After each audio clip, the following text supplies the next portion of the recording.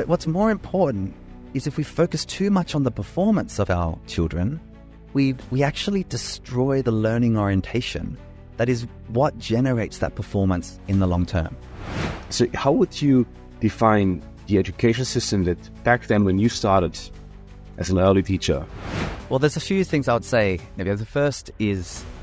Louka Parry is a learning strategist, education futurist, and social entrepreneur working at the global forefront with schools, systems, and organizations to help them adapt for the future. As a school teacher, he was promoted to principal at 27 years old. He's a TEDx speaker and ranked in Australia's top 100 innovators, and was named Inspirational Public Secondary Teacher of the Year for South Australia. Now, as founder and CEO of The Learning Future, he works internationally in multiple languages to support positive change with a focus on innovation, future skills, leadership, well-being, technology, and organizational culture. Productive, useful, connected into a marketplace, an economy, and a community. How we get our kids into critical thinkers, also how to help them to leverage different cognitive parts of their development. Learning really is a currency today at the workforce layer, which is the future of work is learning. Don't just be the best knower, be the best learner. How can we use storytelling to entertain kids to these topics, but then combine this with ideally some kind of gamified learning experiences? If you read something today and in 1 year's time it hasn't had any bearing on your life, what's...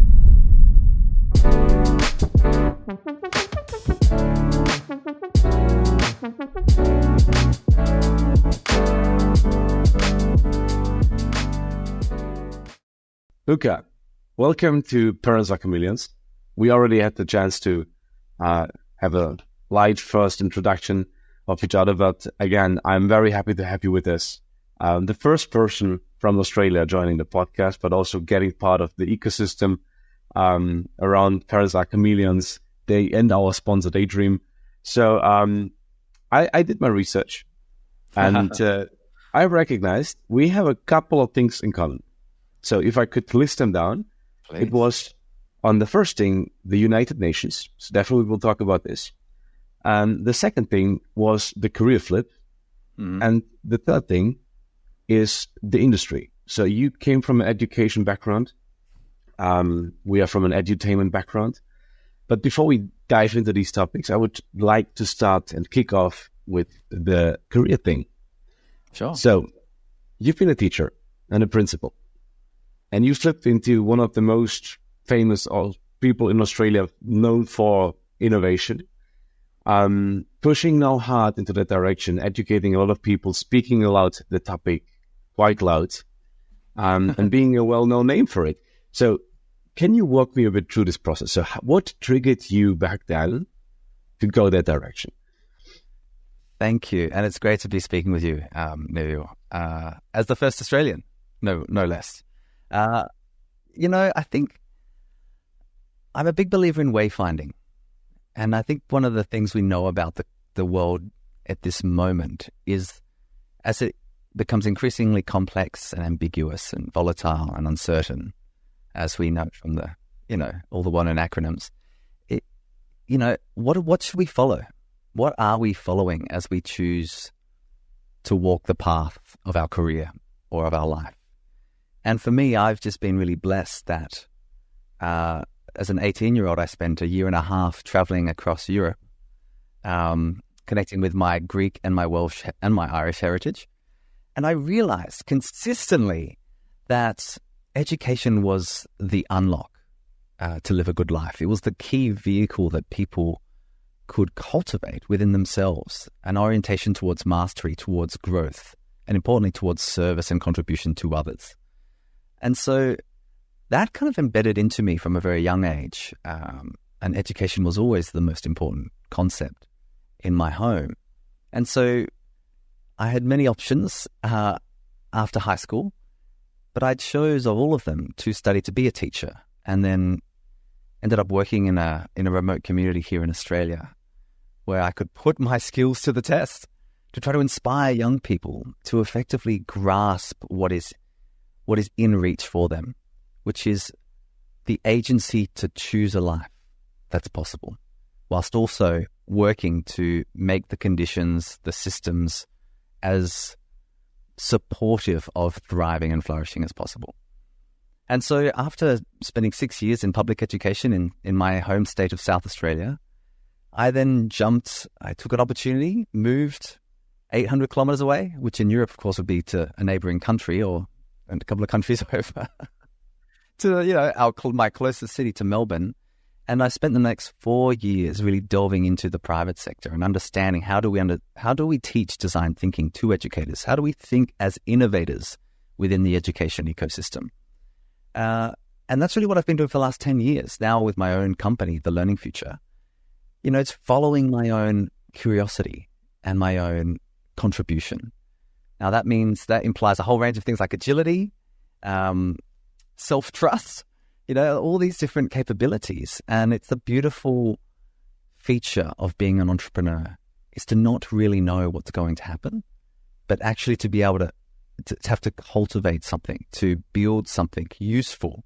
And of course, for people like you and me, we'll be told very quickly if it works or if it doesn't work by our customers, our partners, our collaborators. And so that's what's taken me into this.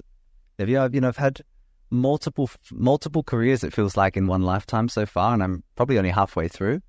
So yeah, I feel very energized by the work that I get to do every single day, supporting educators and leaders, and to think about what's possible, and then how do we bring it to life, and that's kind of core of our belief as well. That's one of these things that I mentioned. It's also the connection that I saw between you and me. Both of us had these different career things in our lives, big jumps. Sometimes, this will also be definitely the topic of the day, because in general, I have the feeling not just the education system is changing quickly at the moment. We as humans, also in the professional life, has to adapt much more quick to everything changing. Somehow also the perfect fit to the podcast name. So Parents Are Chameleons. This was also back the idea that even you as a parent, you have to change so often. I have 3 kids at home myself. Fantastic. Different age groups, from school to not even in kindergarten. So the entire portfolio is here. And each of them brings something new every month. So theoretically, you have to adapt every month to something new.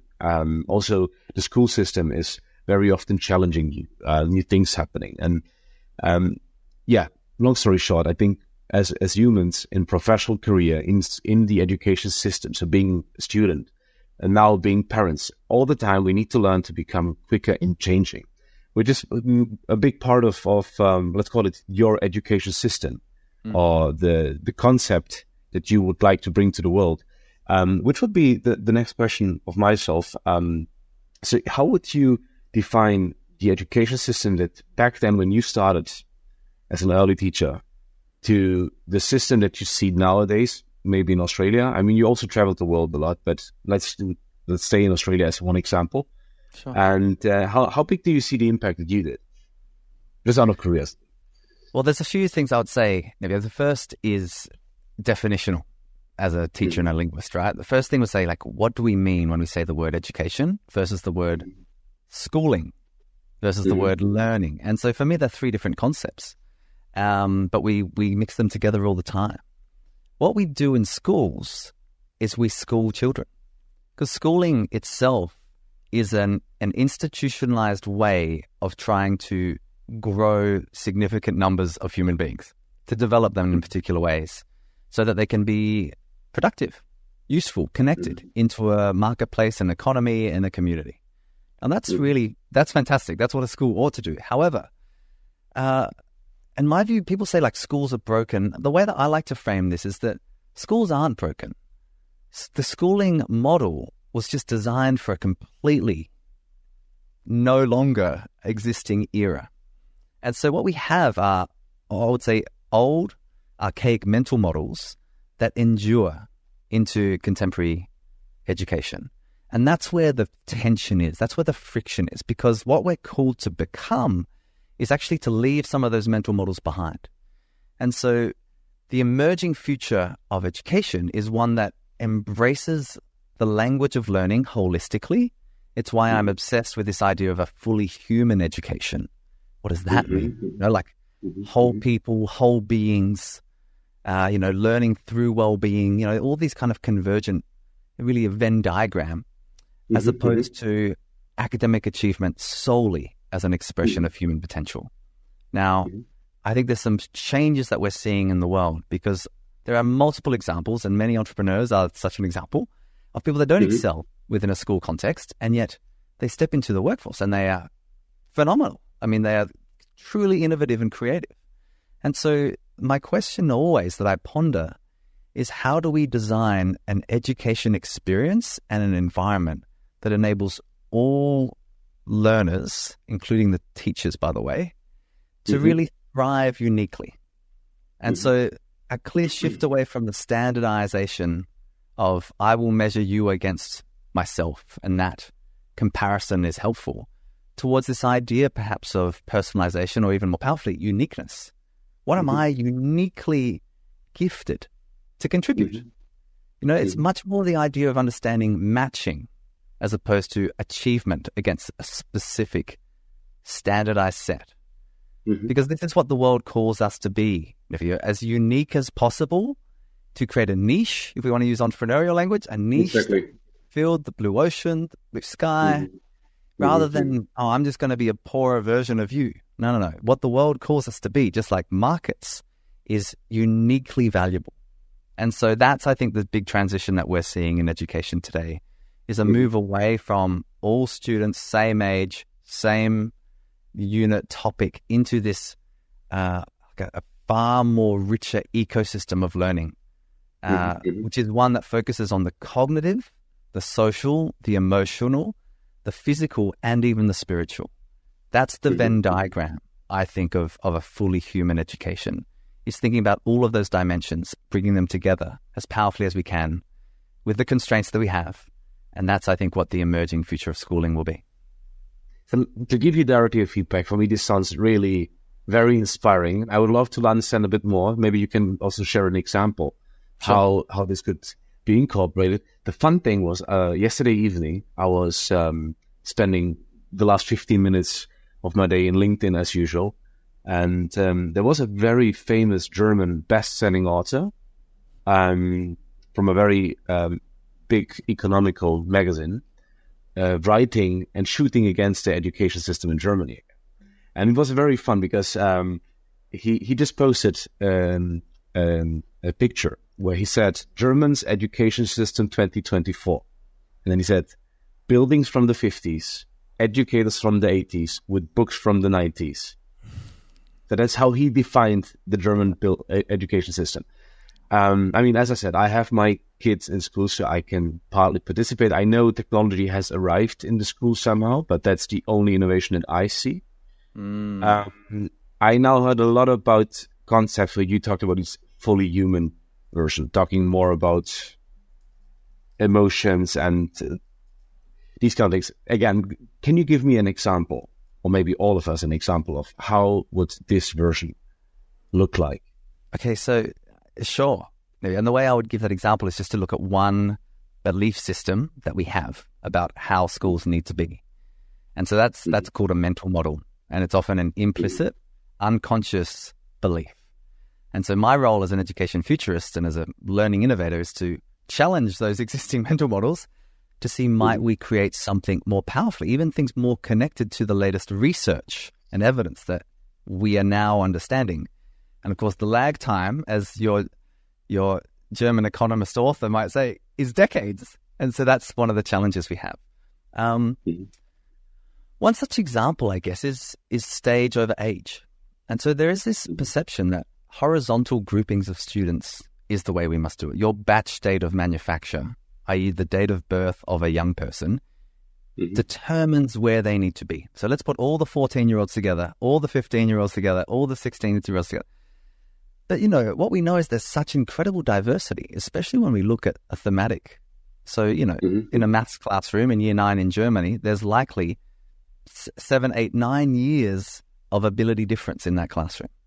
But you have the teacher trying to teach year 9 content, supporting the lower, extending the upper. Now, there is this idea that actually what you could do is flip this model so that it becomes stage-based, not age-based. Because one of the things then that we can prevent happening is, if you've got one of your children in school and they've finished their task and they say, oh, what's next? And you go like, oh, well, you'll learn that next year, which is, it's a learning moment. That's a teachable moment.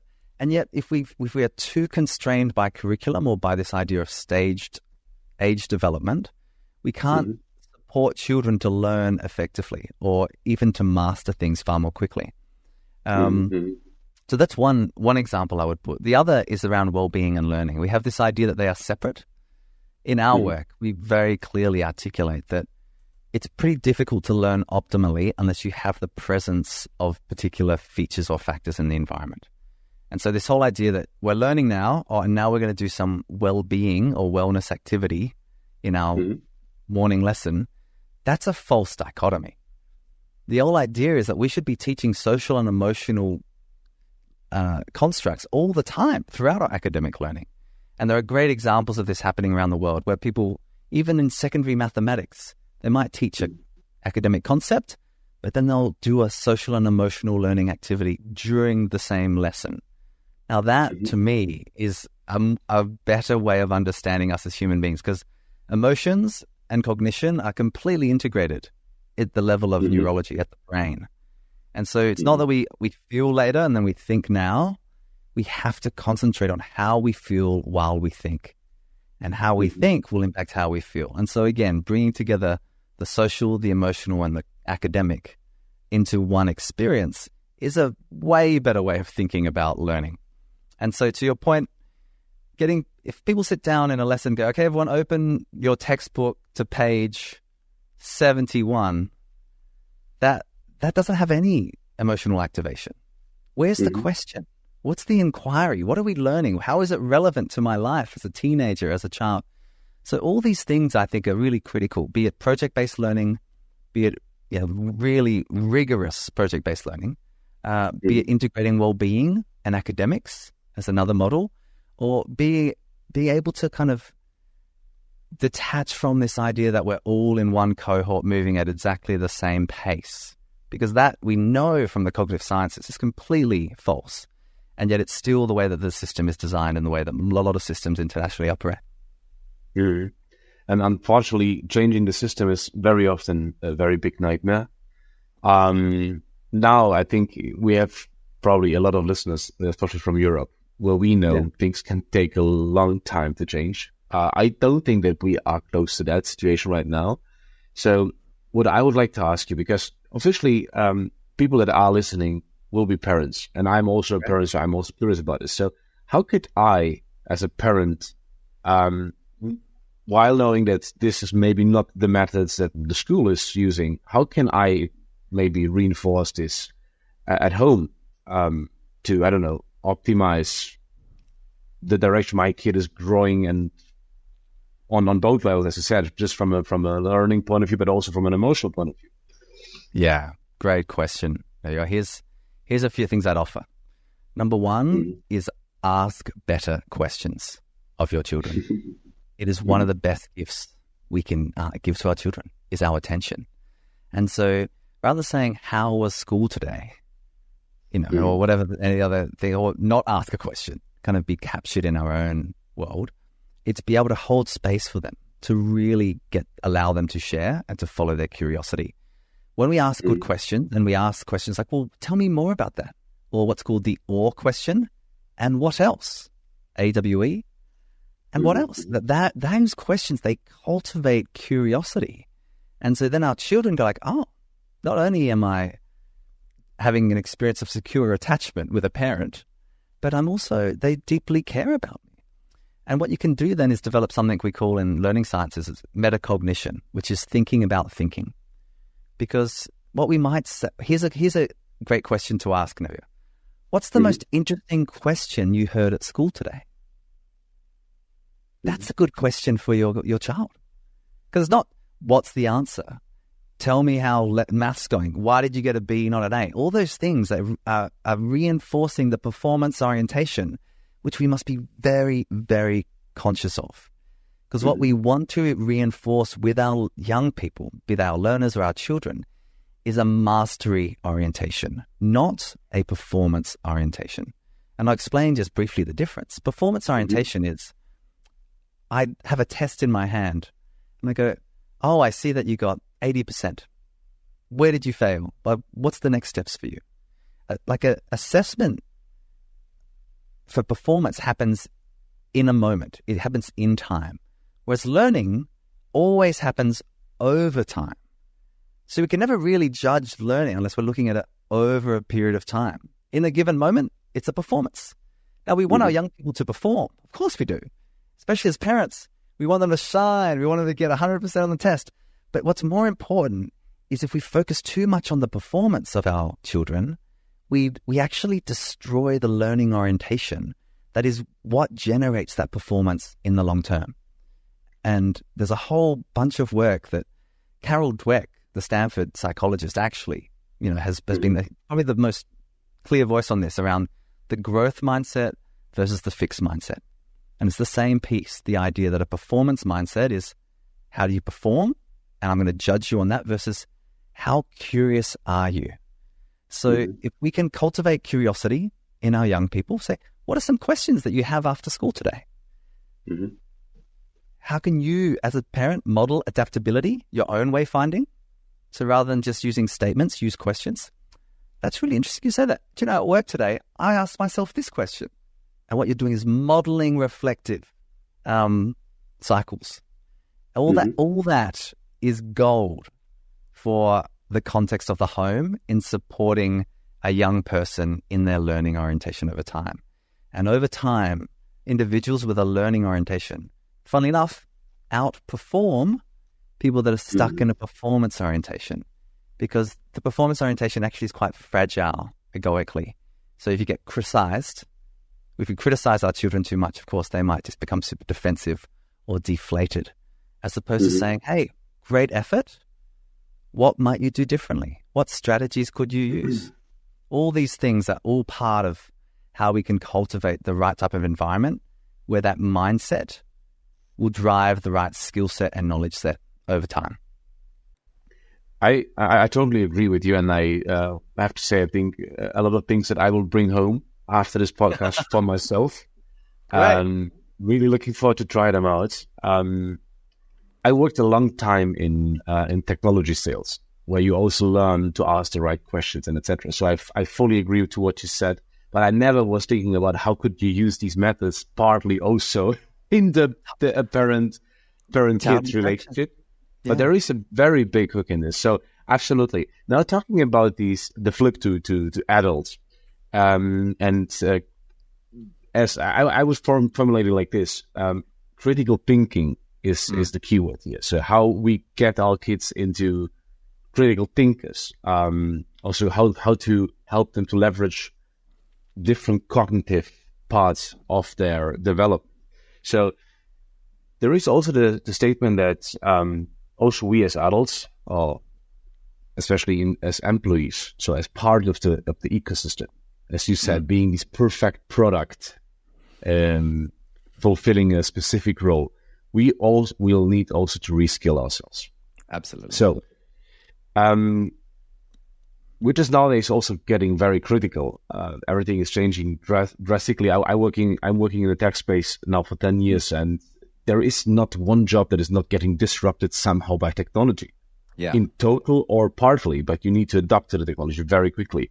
I know it from my parents when I talk to my parents, and they need to learn a new SAP system. So this is already for my dad, who's now getting into his 60s, something like, "Oh, I'm dying. It's so much." Yeah. So, can you maybe give us an idea of how could all these processes and methods that you have mentioned now also be helpful for, let's call it, the older generation? So the current workforce, maybe also the older generation that's still part of the workforce.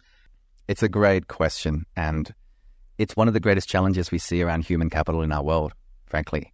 If you're a government, you should care deeply about the reskilling agenda.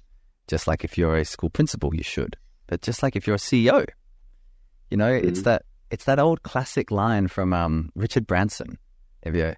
Oh, you know, what if I have all these employees and I support their development and then they all leave? But yeah, well, what if you don't support their development and they all stay? Learning really is a currency today at the workforce layer, you know, and there's this great kind of truism that I really like, which is the future of work is learning. And so the whole idea here is that don't just be the best knower, be the best learner, because your capacity to learn is your competitive advantage over time. It might not be at any given moment your competitive advantage, but as we know from understanding innovation science or even adaptability quotient, AQ, which is gaining in some popularity, right? It's like, well, how capable am I as an individual, as an employee, as a leader at shifting my behaviors, at updating my operating system, right? That's the mental model piece here. You know, you think of us as a, you know, have I shifted the layer of understanding that I operate on, or am I just still wedded? Well, I always did it this way. I'm not going to change. That calcification is kryptonite in a workplace. And so a few things you can do similarly. And I would say as a linguist, one of the best things you can do is find a domain, a new idea that you really don't know very much about and become the best student. For me, in my life, that's been languages. Nevio, I grew up in Australia, which very sadly is quite multilingual ethnically, but very monolingual in terms of its mindset. And so I've learned now multiple languages, all as an adult, including my mother's native language initially of Greek and Spanish, Aboriginal language, Pitjantjatjara and Yankunytjatjara, French, and now I'm learning Zhongwen, so Chinese. Very my nice. partner is Mandarin. Yeah, man, it's great. But the thing is, I need to go as an adult and fail over and over again, constantly. And what I'm doing is I'm really cultivating the discomfort I feel with the process of learning. Because what we see, and even teachers do this too, is teachers are very good at creating learning where young people grapple. But then as teachers or as adults, we don't like the feeling of discomfort. So we avoid it. So if you're, you know, for any adults or the older generation, as you've said here, cultivating your adaptability quotient, your capacity to adapt to changing environments is a hugely important part of your career and how you contribute. That idea of also challenging yourself, and again, self-questioning, is really, really important. Why do I believe that to be true? And great leaders do this increasingly now. Really, the future of leadership is so much about bringing to the unconscious, bringing into the conscious mind that which is actually unconscious belief. So those are a few ideas. And I guess the last thing I would say, Nevio, is study behavioral economics. Because we know now from the work of Kahneman and others, you know, Nobel laureate, that we have heuristics. The brain itself seeks energy savings because it's a good survival mechanism. And so what it does is it creates these shortcuts. And those shortcuts actually become dangerous terrain where we can no longer think critically. Because this is where we jump to stereotype, or we jump to what's called fast thinking over slow thinking. The brain consumes 25% of our energy, even though it's far less in terms of mass of our body. And so we're always seeking shortcuts and efficiency dividends. And that's great, except it means we need to be very deliberate with our critical thinking and our discernment. And if we're not asking the right questions, we will end up in places where we're making, in some ways, decisions that aren't as useful or productive because our mind has tricked us through that fast thinking system, system one, system A, as they sometimes call it. So yeah, study behavioral economics, be a master of your own mind, learn as much as you can, constantly be in that slightly uncomfortable state, and you will build your adaptability quotient, which again will just make you a really powerful employee, leader, worker into the future. Yeah, and especially what I like is the bridge that you built now. You connected learning with now especially learning languages. So these multi-language mindset and growing up in a multi-language ecosystem, and building here the connection again between bilingual individuals and then stronger cognitive skills. So something that I also fully support, and I think it's also just now to reflect a bit to the European version, because I've never been in Australia. Now it's also interesting to understand that Australia has that diversity of languages I didn't know. But we have the same thing in Europe as well. So I think Europe is, everyone here is traveling around. We have a huge diaspora community. So if you just grew up in Germany, like I have Croatian roots, grew up in Germany. So I was raised in Croatian and German. In schools, you get French and English at least. I learned partly even Russian. Brilliant. So it's part of your world. My wife is from Latin America. So then there you have the Spanish accents joining your life. Exactly. So, and now I'm talking to the Aristoteles, the Greek version of Australia. So very interesting. Look, what I wanted to say is, not everyone has the benefit of growing up in this kind of multilingual household, at least. Yeah. Especially when thinking about children. Let's say German kids, German parents, growing up in a German school, the first 5 years it will only be German at school and only German at home. Now, when you join the more advanced game, so in Germany, I think in the 5th grade, you get into this lot more advanced game, different school systems where you then start to get exactly. And then I think it can be a huge disadvantage for these kids when they start to compete. Also, when new languages join the education system, so you start to get the first external languages that you need to learn. How would you? I also hear. Let me reframe this a bit, because what I just officially want to say here is, I think a lot of parents are missing the opportunity to support their kids in that direction. Maybe also because they don't come from a multi-language household or environment. And I just think if we think long term, their kids will be face a disadvantage in comparison to other kids. So do you think that technology could here also be one of these bridges to solve the issue? Absolutely.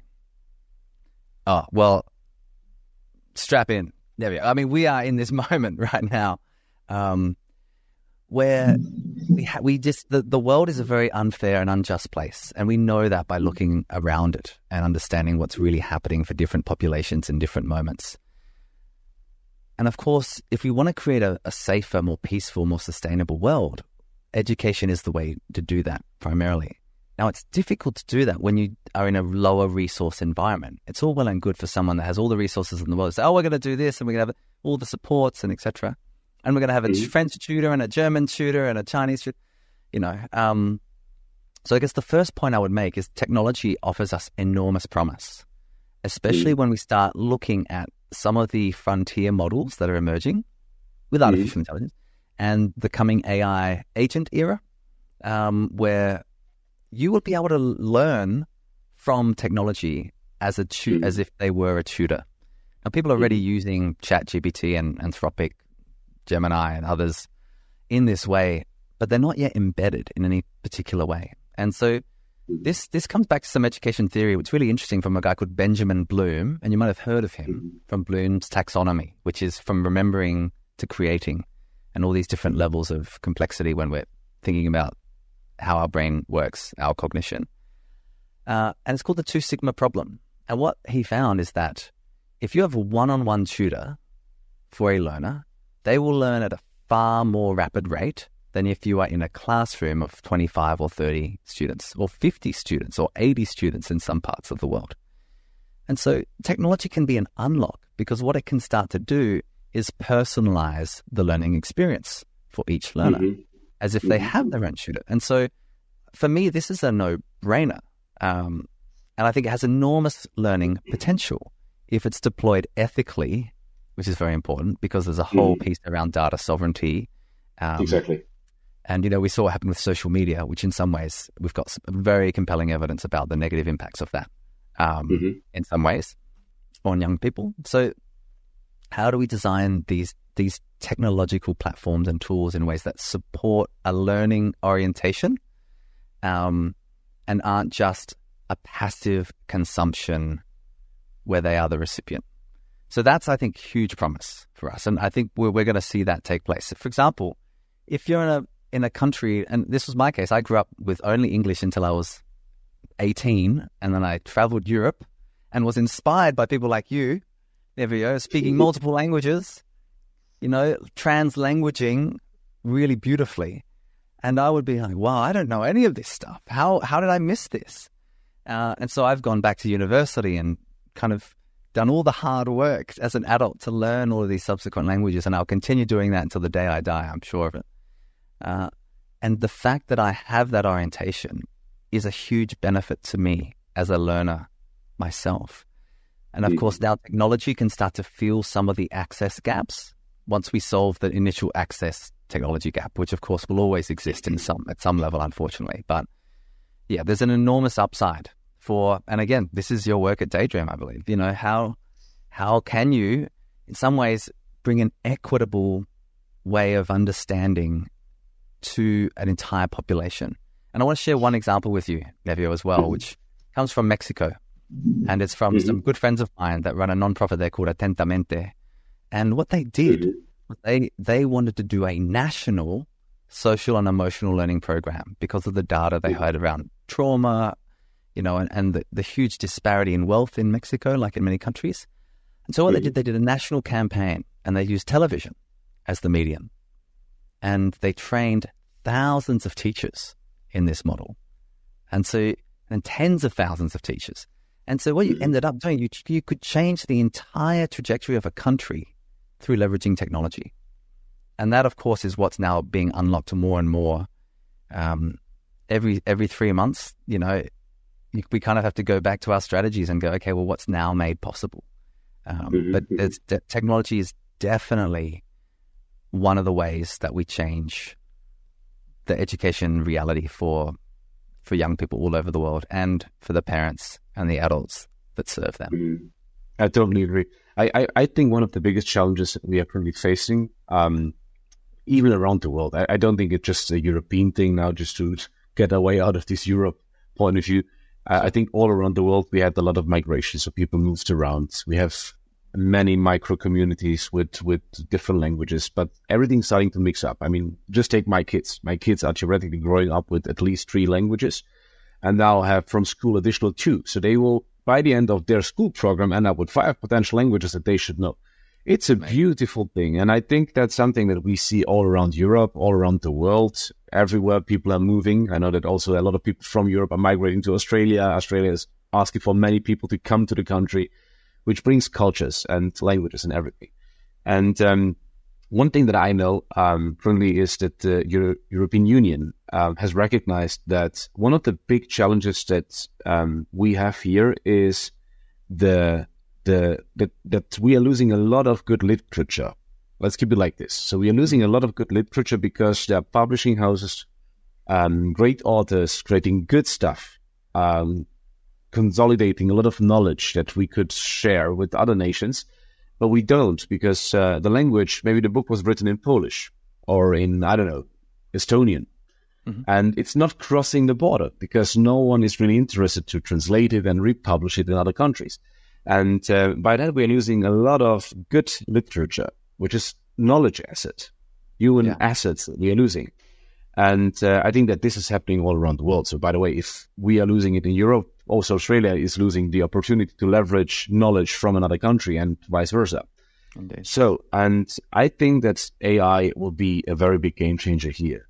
So that solving these language challenge that we have, especially in literature, could be solved by that, but that it will also significantly change the way how we consume literature. So I think that this will be one of the big changes. This is, by the way, also one of the things that we are trying to solve with Daydream in the segment of children. So how can we help authors and publishers to ideally scale out with their content in more languages? Because as I said, I'm a kid of the diaspora, so parents from Croatia growing up in Germany. Now I have my own kids, and I have many friends that have similar roots. And one of the things that we recognize is very often that they tell us, we have now our children in Germany in this system. And what we are missing is the opportunity to somehow at home educate them in our language. So next to these standard conversations that we have every day, we would also love to read more books or specific content with them, but it's hard to get access to this. So the accessibility of specific content and specific languages is very often a very challenging situation for parents. And that was more or less one of the things that I really focused on. How can we democratize the accessibility of content in several languages across nations? Now we talked about nations. By the way, this is a perfect segue to the United Nations topic that I mentioned in the beginning of the podcast. I know that the United Nations also have their sustainability goals, different sustainability goals. This is one of the reasons why I was connected to the UN, because they're also currently participating in these goals, and how could we as a company achieve that and help in several ways to educate, to increase accessibility, and etc. You also have a strong connection to the United Nations. I think you've been a speaker there. I would not like to share what you've done, so I will just give you the stage now. Can you just walk us a bit through? So what was your experience there? What was the main topic?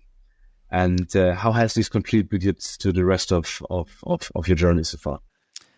It's I've been there a couple of times, Nevio, and I guess my contribution is also my curiosity. It's how might we educate for peace and sustainable development? That really matters to me, because it should matter to all of us. And so, of course, the Sustainable Development Goals, all the 17 of them, all have a huge bearing on what happens to this planet and to its dominant species, us. So, exactly, and my interest really has been about what's happening at the intergovernmental level, where we can find points of collaboration that actually mean that we can solve collective problems together. Because the definition of a wicked problem, of course, is one that is almost unsolvable by any sole actor. A wicked problem, as it's sometimes framed, is one that is so complex it takes multiple mechanisms and multiple stakeholders and actors to solve it. Education inequality is a wicked problem. It's not something that we can put a silver bullet in. We have to work collectively against this. And so one of the things that I think is, well, I'm working directly on through a nonprofit that I co-lead called Karanga, it's the Global Alliance for Social Emotional Learning and Life Skills, is to centralize social emotional learning and life skills into every education system in the world. Now, if we could do that, what we would end up with is kinder, more regulated young people who then would go on to be leaders of their countries and their communities. And that would have incredible flow-on effects. And there's some phenomenal champions in that network, Nevio, that I'm really lucky to be a part of. And I learn from them and with them.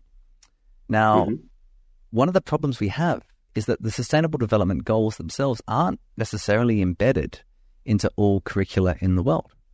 And so if you go, even here in Australia, if you walk down to the local shopping center, or even in Croatia, in Zagreb, and say, what's the Sustainable Development Goals? They might say, what are you talking about? Now, that's an issue for us as a global community, because these are supposedly the highest goals that we have as a collective species. And so every single human being should be aware of these. And companies like yours and like mine should be conscious of trying to operate not just within them and tolerate them, but to be leaders of showing how these things can happen. For us, it's and for you, sustainable development goal, quality education for all, especially 4.7, quality education for peace and sustainable development. That matters. And it matters because every single day we see violence, we see mental health, we see inequity, we see market gaps, we see poverty. All these things can be solved if we come together and we re-architect the way our societies work. And in my role in this, it seems, is to try to support those that are re-architecting the way that schools and education systems function, especially so that they are future ready, they are fit for the future. Even fit for today would be nice, Nevio, in some ways. Dynamic, alive, like a living system. Imagine a young person just so enthused to get to work. Imagine a teacher that's working super hard but feels completely seen, heard, and valued. These schools exist in Australia. They exist in Croatia, Germany, and across Europe. It's just not every school yet. And so we have to support like the whole ecosystem to understand how do we humanize our social systems and how do we, in some ways, dehumanize our economic system so it pays attention to the whole biosphere and we don't end up destroying the planet that we are on. And so exactly. Without getting too existential about it, there are existential risks for us as a species that we must pay attention to. And there's some great work happening at national levels. And I'll just refer to one that at a session I was in at the UN this year that had the Future Generations Commissioner, well, actually one of his representatives there, from Wales, which is my father's ancestry. So I was paying attention. But what Wales has done is they have enshrined the SDGs into their public policy, and they've created a statutory commissioner that can effectively hold the government to account if it acts outside of the frame of the SDGs. Now there's this great quote that the UN head of SDGs came to Wales and said, what Wales is doing today, we hope the world will do tomorrow. And if we could get every world to start to operate, even if we just change direction. COP is trying to do this in some ways. The UNGA is trying to do this, right? The kind of social sector is trying to do this. The private sector increasingly is becoming more conscious, be it through ESG or B Corps or whatever, conscious capitalism, whatever the frame, post-growth movement.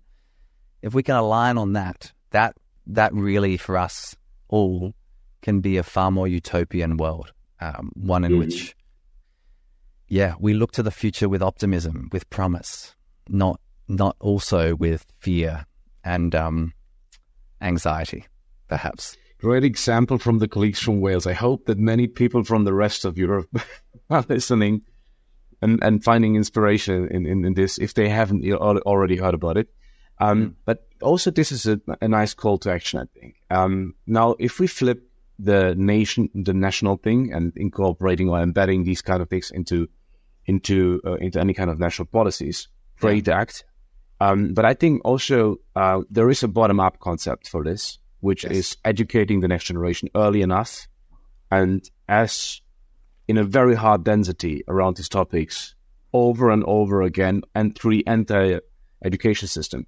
But also somehow in the private life. I think this is also a very relevant key point, that the next generation of young minds that is getting into the ecosystem, becoming these professional products for the industry, for the factories, for everything, for innovation, for rethinking, for rebuilding, that they need to understand there are SDGs, what includes them, and how can I get out of this overcomplicated language that describes what it is in a very simple and practical language to how can I really do an impact across my entire life.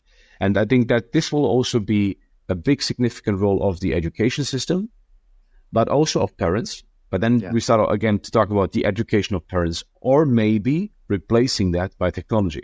So one of the things that I'm currently working on, just to mention it, is we're collaborating with several NGOs. And one of the things that I said is, it's hard to press, especially in young minds. If I think about kids in the age of 5 to 8, normally these kids already have a very hard benchmark of what is entertainment for them. In most cases, it's just consumption of videos, as we know. And one of the things that I said, we need to start, first of all, to move away from that. The second thing is, if we talk about any kind of entertainment, it needs to start to become edutainment. And if we already talk about edutaining kids, we should also start to educate. So the part of edutainment is education. So to educate around the right things. And one of them is the sustainability development goals. So what I started doing is to rethink, how could I translate the SDGs into entertaining stories? So how can we use storytelling to entertain kids to these topics, but then combine this with ideally some kind of gamified learning experiences? Great. So to create the soil and the seed in this generation. and then hopefully get a lot of good new healthy plants in the next generation to grow good crop for the rest of the world. Metaphor. Yeah, but it's so true. And I think we underestimate the impact that all of us have on the development of a child. It's why the role of a parent and a teacher, I think, is it's so much responsibility. Because, one sentence, one statement can embed into the psyche of a young person and can create a narrative that might drive their life for 4 decades. And so we should be very conscious, just like we should be conscious, Nevio, of what we put into our bodies, and we should be avoiding all the things that we don't, like high sugar, all the processed food-like products, whole foods, when it's, we should do the same thing with our attention.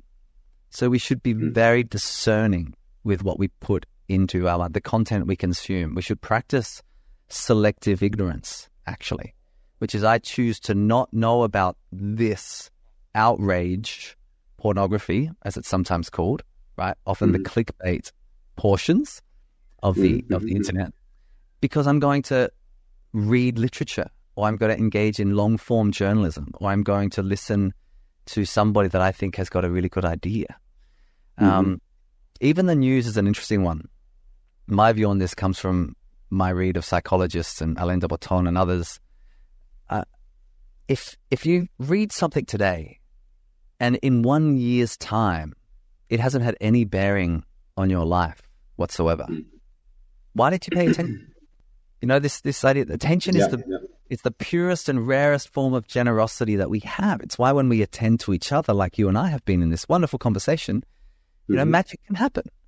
And yet what we do, of course, is we fragment our attention all over the place. So how do we cool ourselves back, run our technology, make good discerning decisions about what we allow our children to consume? And a shout out to The Anxious Generation and Professor Jonathan Haidt, who wrote that book. And he's talked about kind of the impact that social media has had on young people's cognition. So yeah, I'm really curious about the future of content. It absolutely should be embedded with social and emotional dimensions. It should have the SDGs embedded. I'm really excited to see kind of how that all plays out. Because we're not going to stop people from consuming content. That's not necessarily what's going to happen. What we should do is have ever better quality that actually is based in learning sciences and not in what I might call the addiction sciences. The pokey machine. I know, exactly. Yeah. Exactly. And that's a great gift. It's a great gift we can give to our children. Exactly. To have that educational approach to everything they consume. Like in Australia, it's Play School. The US has Sesame Street. There's all these different, beautiful places where you could have developmentally appropriate content. And I think the internet and YouTube has exploded that in a whole range of problematic ways. So exactly. One way. I didn't want him to put someone in spotlight, but YouTube is one of these examples, I think, as well. The business model behind this huge company is clicks. And clicks is money, advertising. So people think they get something for free, but they pay with their attention, and their attention is worth money. So that's how easy the business model works.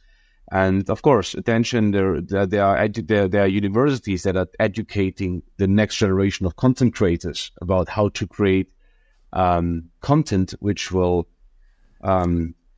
addict you. So we have a specific term here in Germany, which I will not use now. So how can you get people really stick to the content, make them addicted? Hyper engagement is a term I think that we use internationally for this. And if you ask me, hyper engagement is nothing else than a translation of how do I make people addicted to my content? So especially young minds. And something needs to change here. That's why I'm trying something with my initiative, but I know it's a drop on a very hot stone. However, we all need to pull in that direction. And especially with young minds, parents are the ones that still have something like the filter to maybe filter out a couple of the unhealthy stuff. As you said, take the Coke from the table, put the water on top. So 100%. Also with new attention. 100%. It can be so difficult as a parent. I fully acknowledge that. And yet it is the best gift you can give. Is you're the parent for a reason. You're the adult for a reason. These children, Exactly. I would call it predatory behavior, honestly, Nevio, from a whole range of different companies, be they food companies, confectionery companies, or be they also kind of big tech and the attention economy. As parents, our role is to protect childhood, not have our young learners being kind of consumerist units of the latest and whatever addictive technology that's kind of been placed in front of them. And that includes food technology, I guess. So really back yourself and know that every decision you make, as hard as it might be for that child that wants the iPad or wants the thing or what that actually is in their best interest in the long term. And that's, I guess that's why parenting is an art as well as a science and a very difficult undertaking. You don't know how often as a parent I have to protect them, especially the oldest one, which is a girl. And then every time she comes, oh, there is a Mr. Beast chocolate now. Oh, there is an influencer who created the new lemonade. And I always have to explain it. Do you know, it's always the same thing. And we will not buy this. And then you have this educational process to explain them what it is and how it works. Unfortunately, I mean, I think that I understand the mechanisms of the business models of these people, so I can educate my kids around, hey, this is honestly behind this product. So just that you understand it also. But I think that one of the challenges right now is that this generation of parents is also still, I would say, maybe one of the last, we are the last version of this consumer generation of the big brands like Kellogg's and etc., the shitty food advertising television shows and I don't know what. Some things that maybe our kids will not consume in that way, but however, so I think there is a big change, but making a last flip now, because this is technology, and we talked about it, and we talked about the change of media and a lot of content created. We all know that AI will also have a big role in this. We all know that AI has a strong impact on how media can be created and especially in which density, the new amount of quantity that will be created, uncontrolled, crazy. So how do you see this? And so talking about pros and cons, but also impacting education, what should we aware of as adults, as parents, also in the context of kids? It's a great question. AI will transform every industry. It already is. It is a rich country's game, however, because of the investments that required are so huge. So to have a truly globally positive impact, we have to think about shared benefit. I think that's one comment I would make. We are in the moment now where, as if it was 1997 and the internet was just getting rolling. That's where we are with artificial intelligence. And I do subscribe to the view that this will shift. Practically, it's a general purpose technology like electricity is. And so it will shift basically everything about the way our societies work over time, including how we educate our young people. Now, we have to be really careful to make sure that it's ethical AI. And I won't double click on the singularity conversation or on existential risk, because there's a whole other conversation there that could be had.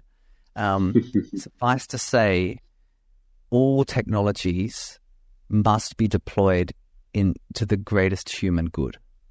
And so the question isn't how is technology, look at this new technology. The question is, how can we deploy this technology in service of powerful learning, of truly human-centered societies, of a life-centered world?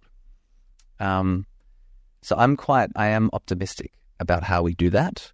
I think it has enormous potential to bridge some of the gaps that we see in education systems, including if we gave a tutor to every single learner, and so they could have a Socratic tutor which asked them questions, didn't just regurgitate information.